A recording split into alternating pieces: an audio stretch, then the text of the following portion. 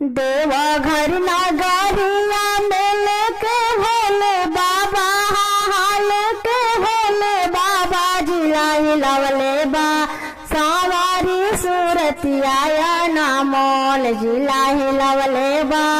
सवारी सूरतिया नामोल जिला हिलवले बा। देवघर नगरिया में लेके भोले बाबा, हाल के भोले बाबा जिला हिलवले बा। सवारी सूरतिया नामोल जिला हिलवले बा। सवारी सूरतिया नामोल जिला हिलवले बा। सिरावा में शोभे उनका लंबे लंबे जटवा जिला हिलवले बा। हो लंबे लंबे जटवा जिला हिलवले बा। जाटावा से बहे गंगाधार जिला हिलवले बा। जाटावा से बहे गंगाधार जिला हिलवले बा। देवघर नगरिया में लेके भोले बाबा, लेके भोले बाबा जिला हिलवले बा।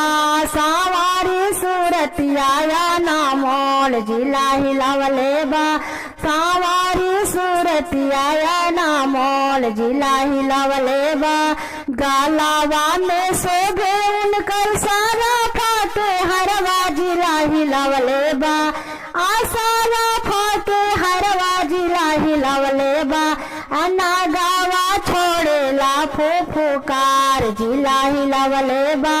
नागावा छोड़ेला फुफुकार जिला हिलवले बा।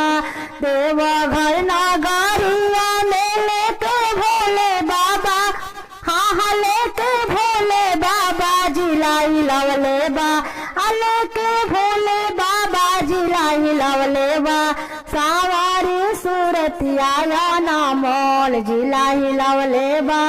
सवारी सूरतिया नामोल जिला हिलवले बा। लीलारा पर शोभे उनकर रतिया भूभुतिया, हाँ रतिया भूभुतिया जिला हिलवले बा। सांगावा में भूत बए ताल जिला हिलवले बा। सांगावा में भूत बए ताल जिला हिलवले बा। देवघर नगरिया में लेके भोले बाबा, हाँ लेके भोले बाबा जिला हिलवले बा। सवारी सूरतिया नामोल जिला हिलवले बा। सवारी सूरतिया नामोल जिला हिलवले बा।